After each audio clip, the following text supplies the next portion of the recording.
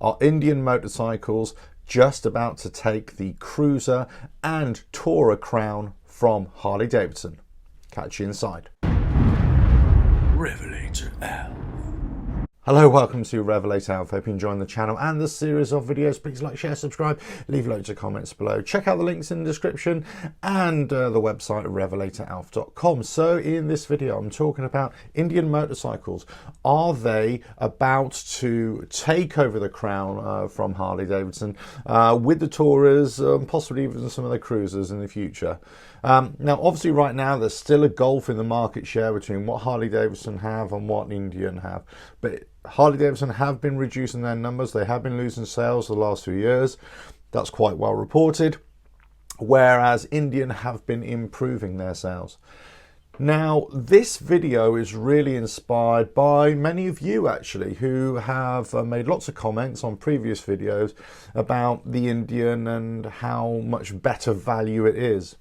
There's been a lot of hype. There's been a lot of speculation, rumor, and lots of YouTube videos made about the new Indian Challenger and how much value that brings to the market. I suppose for me, this is the first time that I've really seen Indian pose a significant threat to Harley, especially in the tourer market. If we look at the Challenger and let's say I line it up with a comparable priced motorcycle here in the UK, which is the Ultra Limited. They're both in the region of about 25,500 pounds. That's what, $28,000 US. They're both after that tourer market. They're got a similar sort of size, similar sort of weight. But where it comes to the Challenger, actually, they are a big step ahead of the Tourers that Harley Davidson are producing. So let's say with the Ultra Limited here. So it comes in for UK 24,695. So yes, 24,695. If you have a colour option, it's 25,000. So there are lots of different prices options there. Depends where you are in the world. ABS may not be a standard feature. However, here in Europe and in UK here, ABS has to be on the motorcycle at the point of sale as a new motorcycle. Therefore, the Harley Davidson and the Indian both come out with ABS as standard. Now, the Harley Davidson has now got this RDRS, the Reflex Defensive Rider System. There's another video about that, so go check that out. But it's all about the traction control and leaning into the corners and, you know, how it's now being able to cope with that a little bit better. It's got security options, cruise control, and it's got the infotainment and everything like that. Now, it's got the 114 cubic inch engine and it's 1868 cc for most of us here in the UK. Fuel injection, as you would expect. And I just want to go right down here where it's actually got the power figures. So the power figures for the Harley Davidson is 164 Newton meters and it's about 89 horsepower. If we go over to the Challenger, the Indian, it's coming in at 122 horsepower for 108 cubic inch, and that's also at 178 Newton meters as well. The peak torque for the Indian is at 3,800, whereas the peak torque for the Harley Davidson is at 3,000. Both have peak horsepower in the region of between 5 and 5,500 RPM. The Indian has a different chassis to the Harley Davidson in that it's a monoshock. It's got inverted front forks as well. On paper, as you read it, the Challenger provides more equipment as standard, more technology as standard, and possibly maybe for the same price or maybe slightly more. Obviously, it really depends on what Harley Davidson Tourer that you're comparing it to. there is no doubt that they've taken a leap forward in technology. Now, is the Indian a much better tourer compared to the Harley Davidson? Possibly, but again, that really depends on your preferences. However, lots of the feedback from customers, from their road shows that they're doing all around the US especially, that lots of people are really liking the Challenger, and this is kind of fueling the hype surrounding them. Now, will this lead to Indian taking on Harley Davidson in the tourer market especially? And the chances are yes, they will, especially if Harley Davidson do not step up their technology as well. Many people were disappointed by the motor company for not actually changing the chassis this year for 2020 models, incorporating a monoshock, whereas this all comes in as standard with the Indian.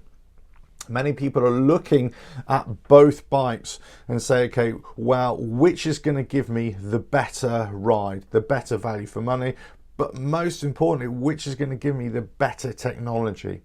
Now, here's a big word of warning for Harley Davidson, in that if they do not keep up with technology, if they underestimate their competitors, no matter how small, if they're complacent about what the future holds and what other manufacturers are doing, then they will be exactly the same as British manufacturers from the late 60s and 70s, when we here in the UK, we had the influx of Japanese motorcycles who were basically better value for money, better performing, more reliable, and guess what?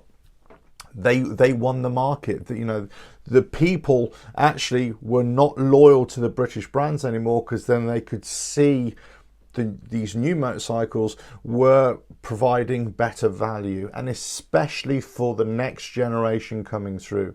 Your older generation will always be loyal to, you know, what has come before, the British bikes, the American brand, the Harley Davidson.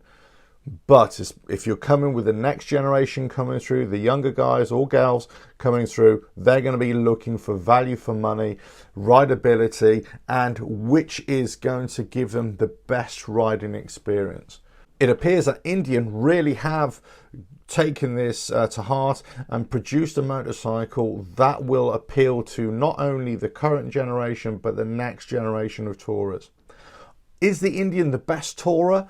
That's debatable, because then you have other manufacturers like the Goldwing, Kawasaki, you have BMW with their tourers that are really good value as well. They're going to be taking increasing market share off Harley Davidson until there'll be a point where there'll be an almost a 4 or 5 way split across the market. Are we there yet? Possibly not, but certainly in the next 3 or 4 years, especially if Harley Davidson do not step up their technology and improve their bikes to either meet the competitors or overtake them as well.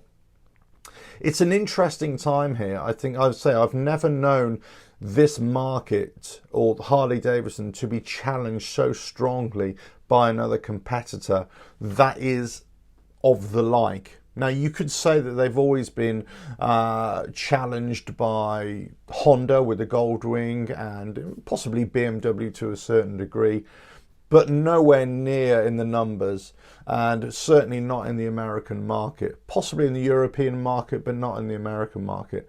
But Indian are an American brand, and they are now not only challenging the patriotic leaning towards Harley Davidson, but they're challenging the technological aspect or deficiencies from Harley Davidson as well, when you compare bike for bike. It'll be interesting to see what happens in the next year or two. It'll be interesting to see how Harley Davidson responds to this. We know they've got the 2 new bikes coming out of the next year or two with the new liquid-cooled engine. They've got the live wire that's had, you know, a bit of a hiccup on its launch, of course. There are other plans to bring out new bikes and new engines in the next few years, of course. But how that translates to sales, how that translates to changes within the tourer market, within the cruiser market, softail market, is anybody's guess. But as I say, this is a shot across the bows for Harley Davidson because Indian are coming on strong. They're getting an increase in market share, but now they're capturing the imagination of motorcyclists now and possibly for the future. And that is something to be concerned about. And ignore it at your peril, Harley Davidson, because that's exactly what British motorcycle manufacturers did, as I said, in the late 60s, early 70s. And that led to many years out in the wilderness, let's say. Anyway, over to you. Let me know what you think of this new rivalry. Is there a rivalry? You know, are Indians still the new kids on the block? Obviously, they're the older manufacturer, of course, but in terms of recent years, they've come back under Polaris. After ditching Victory over the last few years, Indian have grown and grown, and they've produced better and better motorcycles year in, year out. You know, are they the ones that we should be looking towards for the future, or actually Harley Davidson, the big daddy? They're the one who are actually going to come back strong, and they're going to show Indian what real motorcycling is all about. It'd be interesting. This is a good discussion to have, and it's been inspired by many of your comments as well. But will you favour the Indian with its new technology, or will you stick with the Harley Davidson? Or do you think Harley Davidson needs to up their game to improve their technology, at least within their Taurus, but also right across the range as well? Well, hope you enjoyed that. Please like, share, subscribe. Leave your comments below. Let me know what you think. Let me know what you think about Indian, about Harley Davidson, about the Challenger, about the Taurus from Harley as well. And check out the website, RevelatorAlf.com, and all the links in the description below. And I'll catch you again. Ta-da now.